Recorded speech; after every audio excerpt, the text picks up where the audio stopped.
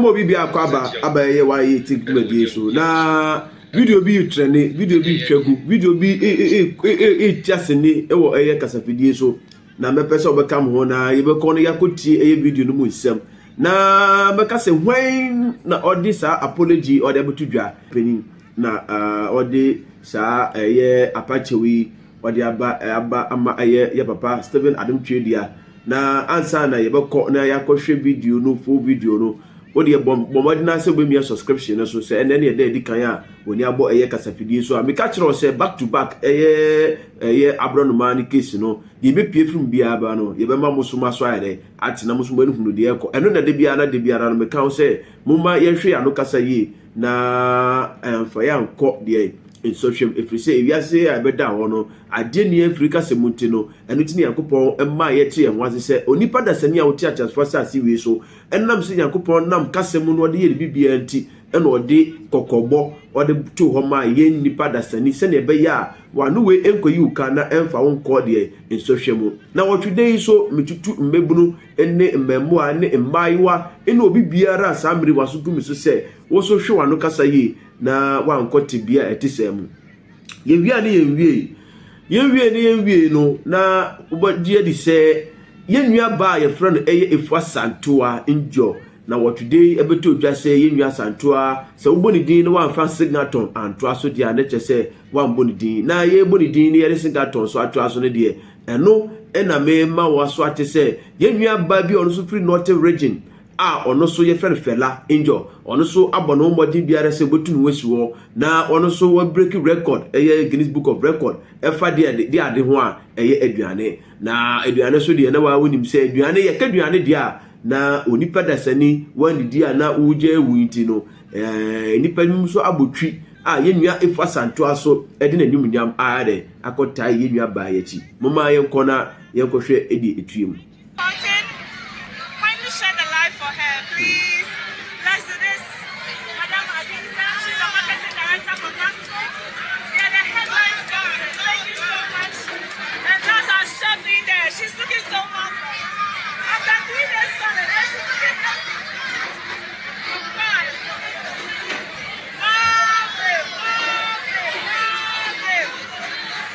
Let's go. Please engage the platform.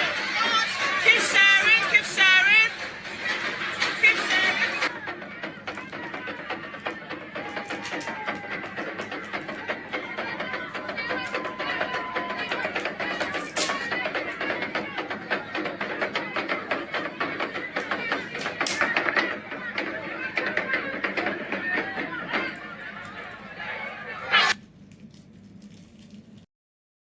Ansoa eye nua abrantia ono so ye frɛ no Yaudabo injo abrantie we abrantie bia manager no pa enam edumedi a wade ato no so sɛ obetete mbebununum ewo football mu injo na wo hwɛ Ghana bakosam so a football ama Ghana edu akiri pa na makacho se ni papa ho no ye na ene ti sie nya ni papa bibim te sɛ eye Yaudabo a na o sɛ Ghana mpenifu a se bi muso mu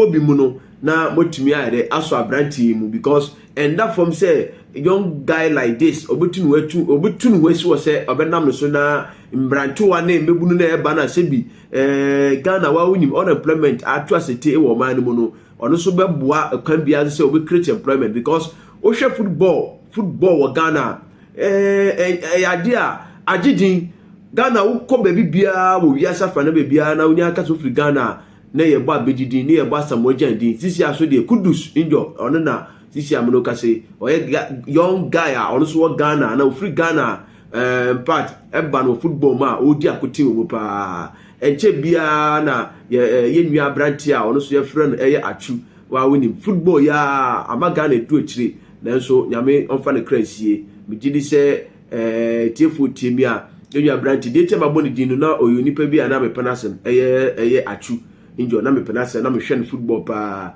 na unim se wiase nipa nchiribu nti no ka say on cat as far as so be na so ye be je di say ewiase ye say de oye adepa no ono ne ye de ye boni din nti se me bodi na ye enye ekwan boni so a eni nti na besi na no me no mienu dani den na ye na ho akai ye papa o nam no so oje Ghana fa hodi edisi wo Dr. Kwame Nkrumah nti ewiase de e wo se wutumi ye de wo ya adepa na daachi mpo wunni ho a yetumi abondin pa ye se edimpa wo si ye sen de ahonya eno nti mefa sa kwan we so na yakohwe ye nua dabo ono so ode nanim nyam be pie e wo ye nua ba ono so waje ato no se obanua aduane for a long period of hours na ono so etimi a break record no Guinness Book of Record for aduane no eno nti yam boshi na ye ko se ye nua brantia e fe ya dabo so ono so di nanim nyam ade pie e wo ye nua fela na so ye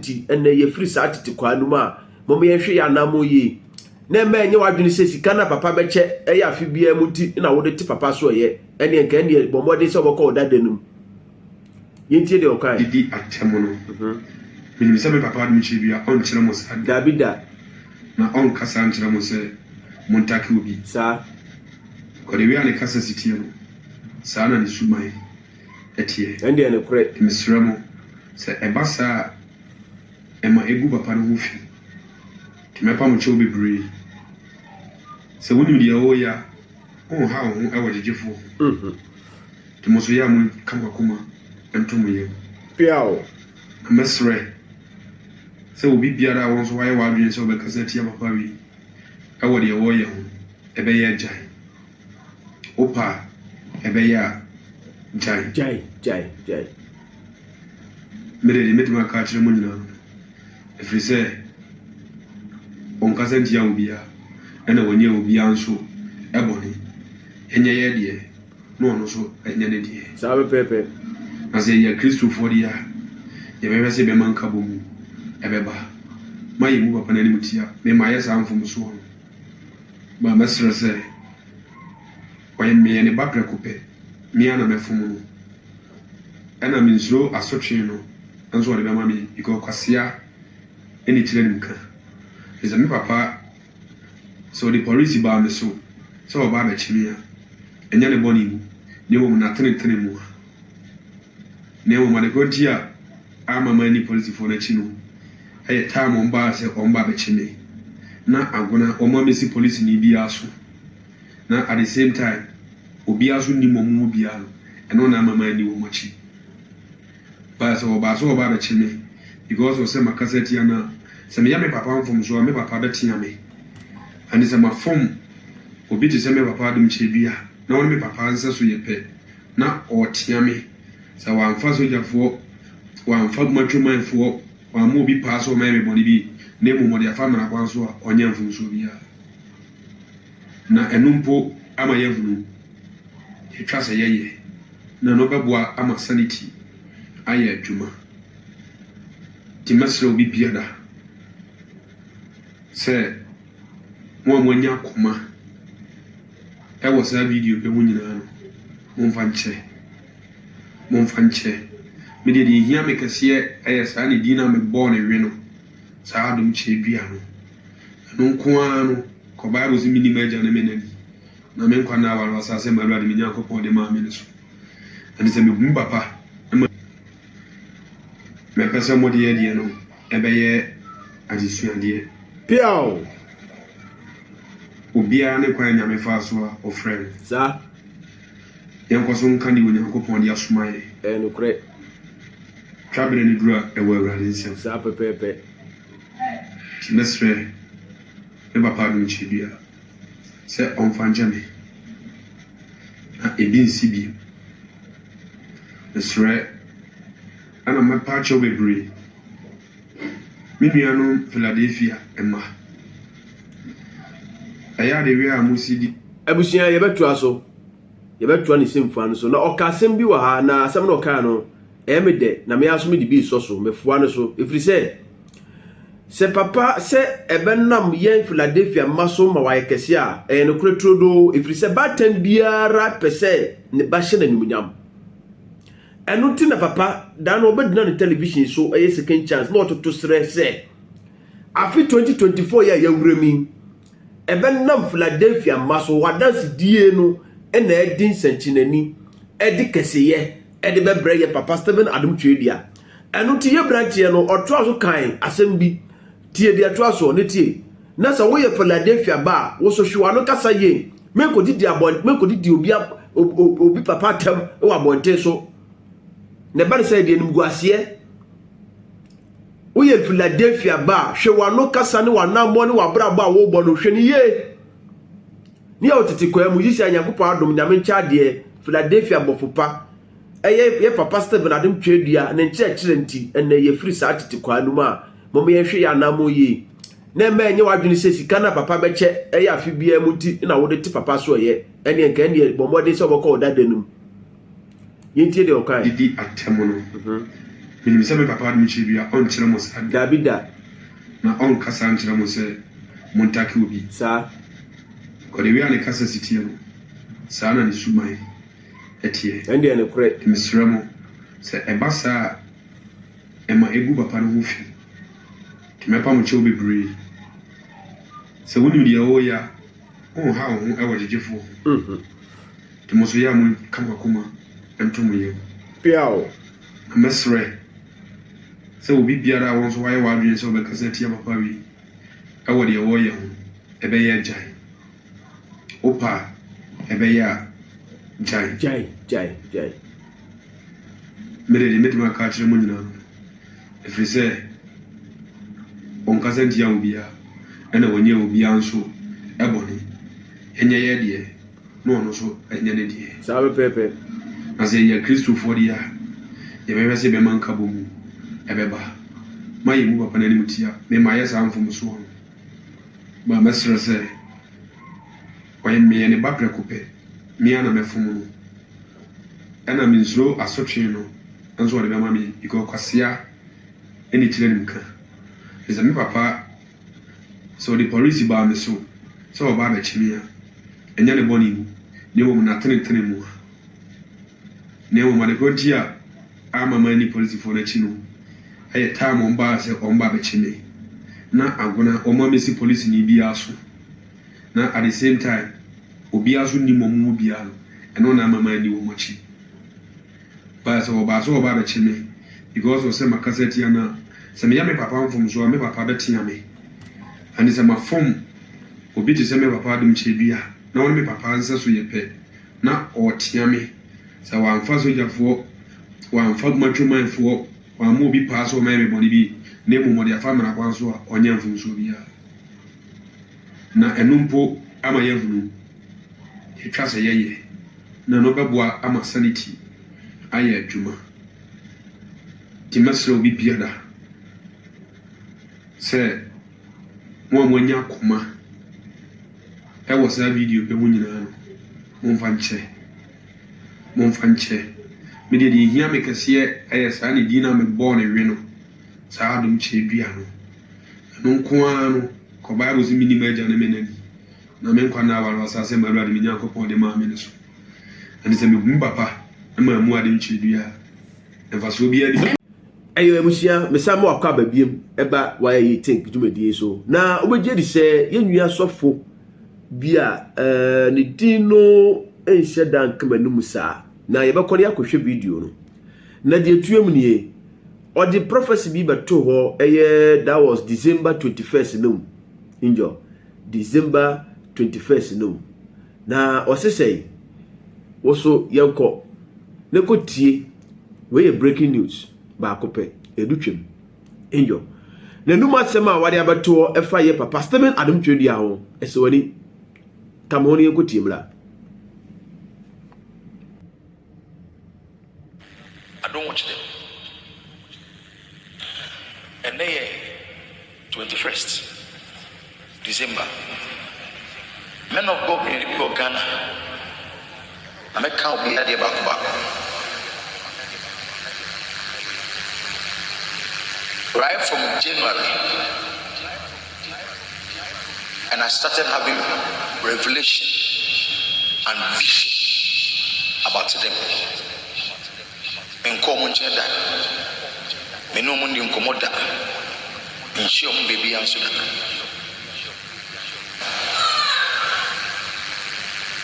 Now, Menyo Bia, the head 7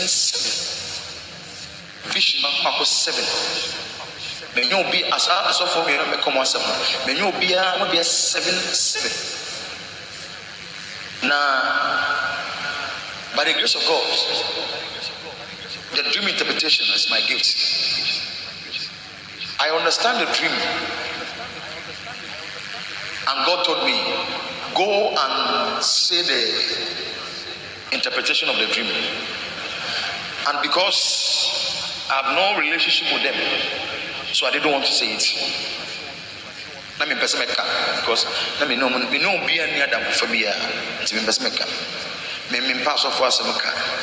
In the aso phone komo mesora me na mele mu na kosa me pass me but everybody see one can me no will become omo the second one is it John 3:11. There I say unto you and to thee we speak that we do know and testify that we have seen and ye receive not our witness. And so the monji yasem na yade entu. There was me prophet Adumchi Dia, the prophet. Ghana Fonya careful. I am sent to say, and I'm saying it. It is not easy for a prophet to come out to tell another prophet that you are a true prophet.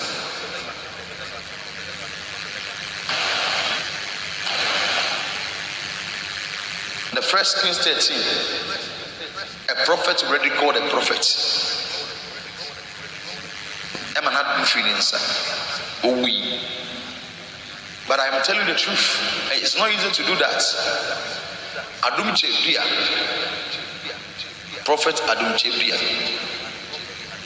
He is a prophet of God. He is not fake. He is never fake, and he can never be fake.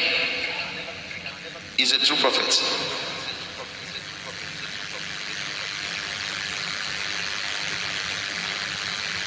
In this Christendom in Ghana, everybody whatever of funny baby swede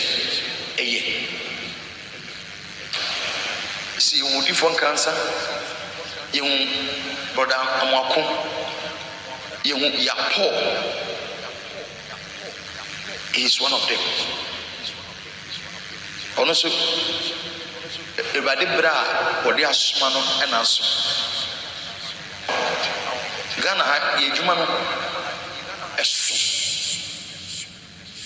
ani pana ye so but Nyankopɔn be ma omo ye na doso said the beya ebetumi aye edwuma ne kase na ntem. This man of God who is the number 2, God have revealed to me 7 times, and I'm saying it today. Prophet ADOM KYIE-DUAH is a true man of God. He's a servant of God. Don't speak against him. What is be can something advise that person? And you move to the panel for so many. Men say you be can na unsun kami. Papa no, yami na asma, yami na afre no, yami na yi na magana say, ono so meye na famodie na onko. He is never fake. He is genuine. Prophet ADOM KYIE-DUAH is genuine. He is genuine prophet of God, man of God, called by God. Because of 7 times revelation and vision God have shown to me. And yet is a smart right from January, and also the castle we went to Yanka and a Magana phone for one Sankano, Magana for Hamo, Magana for Titi. God have sent him. The various one moving Hano in Shirley, you never by the team ever. Actually, Yamidia Manon. If we cast him, the ministration will never. Na ebehwe about time any our form pimpim emamonya ahoto. About time any our form pimpim emamonya ahoto. Ewe bibiri mu a. Please, let you not speak against him. He's a true man of God. God said, I should say it. And I have seen in the spirit. Not only what we have seen. Yes, you see, the Yehuno and the Ede Yati and the one that see. Please leave him to serve Ghana and Africa. Believe him. He is sent from God. Your catch he is the true God.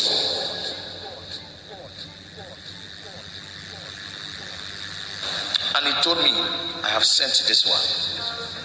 And he showed me the other. That doesn't mean say, Obi Akabia, Yankupo Yanchemino, Omon Kaun. No. So what about myself? You understand what I'm saying? I don't know comedy. But listen to me. Listen to me. Ghanaians should be very careful.